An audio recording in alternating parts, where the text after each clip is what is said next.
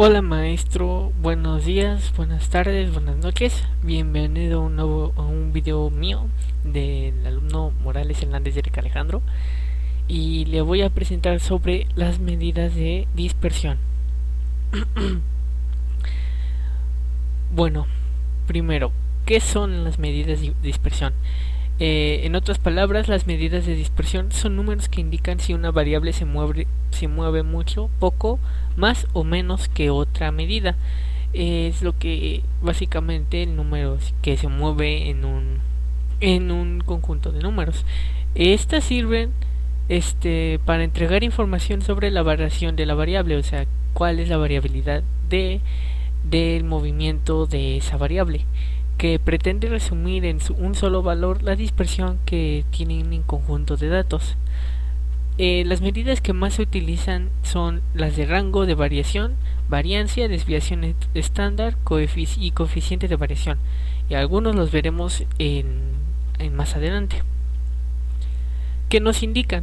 Las medidas de dispersión nos indican o nos informan sobre cuánto se alejan del centro de los valores de la distribución, qué tanto se mueve del rango, y para esto también utilizamos la desviación media, el rango y el coeficiente de variación.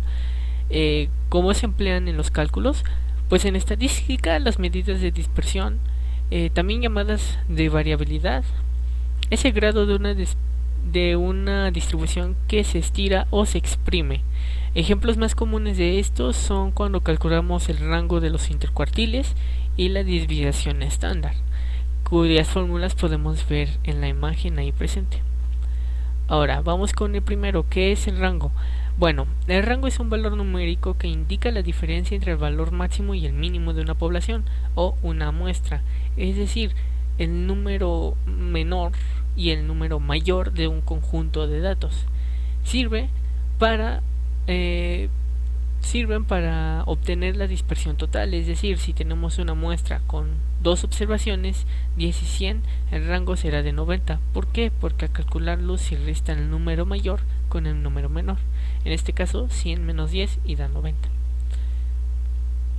¿Qué nos indican? El rango es el intervalo del valor máximo o el mínimo. Por ello, comparte unidades con los datos de un conjunto de números. ¿Cómo se emplean en los cálculos? Pues permiten obtener una idea de la dispersión de los datos. Cuanto más mayor el rango, más dispersión están los datos, sin considerar la afectación de los valores o extremos. Y podemos ver la fórmula de rango, que es el valor máximo menos el mínimo, como les comenté anteriormente. Ahora vamos con la varianza. ¿Qué es la varianza? La varianza se compone de la raíz cuadrada que se desprende de una desviación estándar, la cual permite que las industrias de manufactura puedan trabajar con precisión en su producción y reduzcan su índice de errores. Es decir, que la varianza es la variabilidad de un número, y esta nos da un resultado más preciso al movimiento de esta variable. Sirven para hacer una medida de dispersión que se utiliza para representar la variabilidad de un conjunto de datos respecto a la media aritmética de los mismos, es decir, que para calcular la varianza también necesitamos la media. ¿Qué nos indican? Estas cosas indican el valor medio de una variable. Tal es así que la varianza fue creada para determinar si las diferencias que existen entre las medias de muestreo exponen las diferencias que hay entre los valores medios. ¿Cómo se emplean en los cálculos? Estos permiten obtener una idea de la dispersión de los datos. Cuanto mayor sea el rango, aún más dispersos están los datos, como les comenté en los rangos. Igual no consideran la afectación de los valores, pero ahora para calcular la varianza necesitamos la fórmula que está ahí abajo, que es la suma de los números totales por la cantidad de clases, o la x menos la media, y esto la elevamos al cuadrado y la dividimos entre el número de muestras menos 1. Aunque aquí hay una diferencia que les tengo que explicar. Existen dos cosas: la varianza poblacional y la muestral. Una se diferencia de la otra. La varianza, como les decía, es un conjunto de valores en una medida de variación igual al cuadrado de la desviación estándar. La varianza menstrual, o S2 es el cuadrado de la desviación estándar S, y la varianza poblacional, S2, el cuadrado de la desviación estándar poblacional S. Y podemos ver que cada una tiene sus fórmulas, pero hay unas diferencias. Por ejemplo, la poblacional tiene su letra específica, al igual que la muestra. Por ejemplo, la poblacional tiene una palabra parecida a una elevada al cuadrado y la muestra una S. Y también otra de las diferencias que más los destacan es que al dividirlas en la muestra a la división de n se le resta 1 y en la varianza se mantiene así. Y ahora vamos con la desviación estándar. La desviación estándar es un índice numérico de la dispersión de un conjunto de datos o población. Mientras mayor es la desviación estándar, mayor es la dispersión de la población. Mientras mayor sea la dispersión, es el número de la población mayor.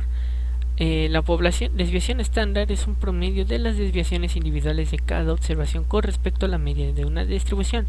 O sea que en esta también se necesita sacar la media de una distribución de datos para poder calcularla.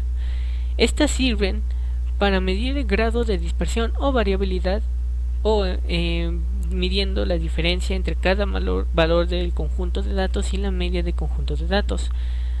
Y luego se suman todas las diferencias individuales para dar el total de todas las diferencias. Por último, dividiendo el resultado por el número total de las observaciones, normalmente representado con la letra n, para llegar a un promedio de las distancias entre cada observación individual y media. Estas sirven para igual calcular la desviación, pero un poco menos precisa que la anterior. Luego, estas que nos indican un extremo valioso con muchas aplicaciones. Por ejemplo, los estadísticos saben que cuando un conjunto de datos se distribuye de manera normal, el 68% de las observaciones de la distribución tiene un valor que se encuentra a menos de una desviación estándar de la media. También sabe que al 96% de todas las observaciones tiene un valor no es mayor a la media más o menos 2 desviaciones estándar. No voy a hacer cálculos aquí porque nos llevaríamos más tiempo en el video, pero para representar todo este problema se nos muestra ahí una gráfica que está ahí el apartado de la media más o menos de 2 desviaciones estándar, y las desviaciones estándar son los 2% que están en un extremo del otro. Estas se emplean o se aplican en la desviación típica, que se ofrece una información sobre la dispersión media de una variable y esta siempre es mayor o igual a 0. Y aquí está el cálculo de la media, de la desviación media. Pero otra cosa es que también se diferencia, hay una específica para la poblacional y otra para la muestral. En este caso estamos viendo la poblacional, que no necesita restarse 1, o sea, cada vez que veamos una de estas fórmulas para saber si es poblacional o muestral, en donde está la n abajo tiene que decir -1. Si no tiene -1 es para un muestreo poblacional, y si tiene n-1 es un muestreo de una muestra.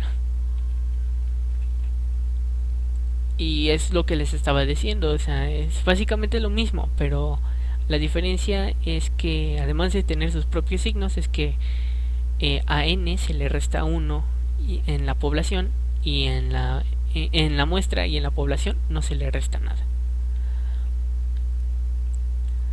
Ahora, ¿qué es la desviación media? En estadística, la desviación media es la medida de dispersión de un conjunto de observaciones que consiste en hallar la media de los valores absolutos. Esto es, sin tener en cuenta si son positivos o negativos de las desviaciones de una serie de observaciones con respecto a su media o su mediana. Sirven para calcular cuánto se desvían en promedio los datos de la distribución de la media aritmética. Se calcula como la media de los valores absolutos de las diferencias entre la media aritmética y los diferentes datos.